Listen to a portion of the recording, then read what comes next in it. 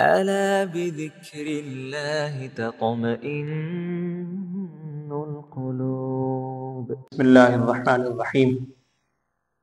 عن أبي هريرة رضي الله تعالى عنه قال قال رسول الله صلى الله عليه وسلم الإيمان بضع وسبعون شعبة أفضلها قول لا إله إلا الله وأدناها إماطة الأذى عن الطريق والحياء شعبة من الإيمان أو كما قال عليه الصلاة والسلام۔ رسول اقدس صلی اللہ علیہ وسلم کی ایک حدیث مبارکہ میں نے آپ کے سامنے پڑھی۔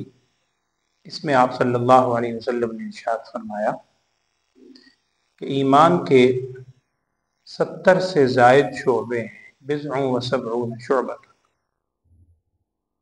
اور آگے ارشاد فرمایا کہ ان شعبوں میں سب سے افضل ترین شعبہ لا الہ الا اللہ کہنا ہے، سب سے کمتر شعبہ ادنا درجے کا وہ یہ ہے کہ اماطۃ الاذی عن الطریق، کہ راستے سے انسان کسی تکلیف دہ چیز کو ہٹا کے ایک طرف کر دے۔ اور پھر آپ صلی اللہ علیہ وسلم نے ارشاد فرمایا والحیاء شعبۃ من الایمان، کہ حیا، شرم و حیا یہ بھی ایمان کا ایک شعبہ ہے، بنیادی شعبہ ہے۔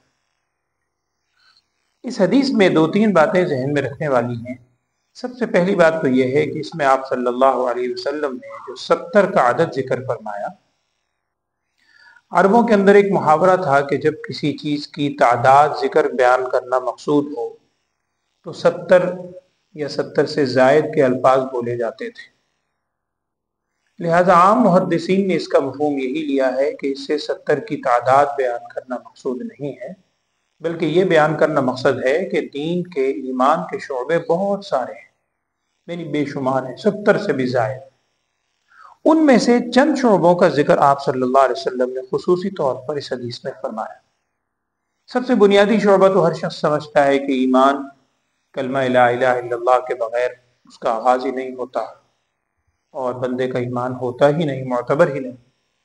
لہذا سب سے بلند ترین شعبہ ایمان کا یہی ہے کہ انسان لا الہ الا اللہ کا زبان سے اقرار بھی کرے اور دل میں اس کا یقین بھی رکھے اور پورے اس کے مطابق اپنی عملی زندگی گزارنے کی کوشش بھی کرے۔ دوسری چیز ارشاد فرمائی کہ سب سے آخری شعبہ، یعنی ایمان کا سب سے اہم ترین بنیادی شعبہ اور سب سے کم ترین شعبہ اگر دیکھو تو وہ آپ صلی اللہ علیہ وسلم نے فرمایا کہ تکلیف دہ چیز کو راستے سے ہٹا دینا۔ عام طور پر انسان اس کو نیکی نہیں سمجھتا۔ وجہ یہ ہے کہ انسان کے نفس میں شیطان نے کچھ چیزیں ڈال رکھی ہیں۔ ان میں ایک یہ بھی ہے کہ انسان سمجھتا ہے کہ نیکی اگر میں کروں تو 4 بندوں کو اس کا پتہ تو چلے۔ اگر راستے میں گزرتے ہوئے آپ نے کوئی تکلیف دہ چیز ہٹا کر ایک طرف کر دی تو کسی کو کیا پتہ چلا؟ تو آپ دوسرے کی خیر خواہی کے جذبے سے جب تکلیف دہ چیز کو ہٹائیں گے، یہ کوئی عام کام نہیں ہے، یہ ایمان کا تقاضا ہے، یہ ایمان کا ایک شعبہ ہے، آپ صلی اللہ علیہ وسلم نے فرمایا۔ پھر اس میں ایک بات اور غور کرنے کی ہے، محدثین نے اس کی وضاحت بھی کی ہے کہ آپ دیکھیے پہلا شعبہ اور آخری شعبہ، افضلها قول لا الہ الا اللہ وادناها اماطۃ الاذی عن الطریق، یہ 2 شعبے آپ صلی اللہ علیہ وسلم نے بیان فرمائے، اور ساتھ یہ بھی فرمایا کہ 70 سے زائد شعبے ہیں۔ اس کے درمیان میں جتنے شعبے ہیں ان تمام شعبوں میں سے ایک کا انتخاب فرما کے آپ صلی اللہ علیہ وسلم فرما رہے ہیں الحیاء شعبۃ من الایمان، کہ شرم و حیا یہ بھی ایمان کا ایک شعبہ ہے۔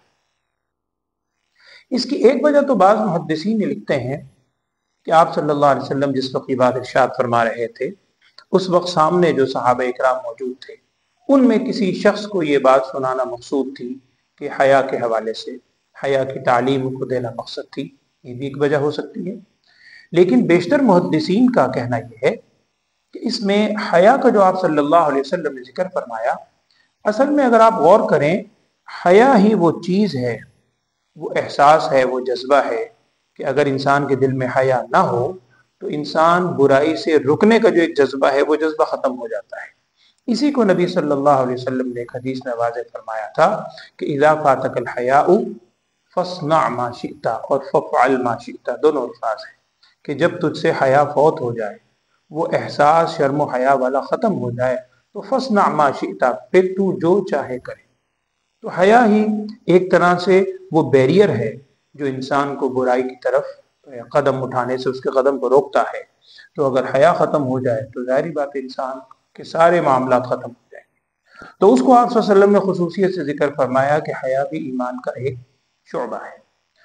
اور ایک حدیث کا مفہوم ہے کہ ایک موقع پر آپ صلی اللہ علیہ وسلم نے ارشاد فرمایا کہ تم اللہ سے حیا کرو۔ صرف اپنے جنس والوں سے حیا کرنا تو ہے ہی، اصل بات یہ ہے کہ انسان اللہ تعالیٰ سے بھی حیا کرے۔ تو حدیث کا مفہوم ہے، آپ صلی اللہ علیہ وسلم نے ارشاد فرمایا اللہ تعالیٰ سے حیا کرو۔ صحابہ نے کہا یا رسول اللہ صلی اللہ علیہ وسلم ہم اللہ سے حیا کرتے ہیں۔ نبی صلی اللہ علیہ وسلم نے ارشاد فرمایا اللہ سے حیا کرنے کا معنی یہ ہے کہ صرف ظاہری اعمال میں نہیں، تم اپنی سوچ میں جو ذہن میں تمہارے خیالات آ رہے ہیں ان خیالات میں بھی اپنے ذہن کے اندر پاکیزگی پیدا کرو، اس کے اندر بھی تم برے خیالات لانے سے اپنے آپ کو بچاؤ۔ یہ اللہ تعالیٰ سے حیا کا تقاضا ہے۔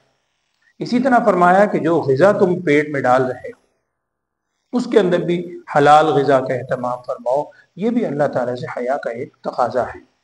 تو انسان حیا کو مد نظر رکھے زندگی کے ہر معاملے میں، اور ایمان جیسے اس میں آپ صلی اللہ علیہ وسلم نے فرمایا کہ ایمان صرف ایک چند چیزوں کا نام نہیں ہے، اس کے بے شمار شعبے ہیں، 70 سے زائد شعبے ہیں۔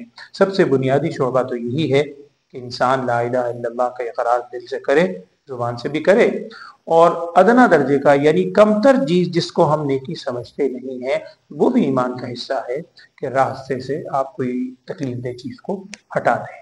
اللہ تعالی ہمیں نبی صلی اللہ علیہ وسلم کے ارشادات پر عمل کرنے کی توفیق عطا فرمائے، آمین۔ وآخر دعوانا الحمد للہ رب العالمین۔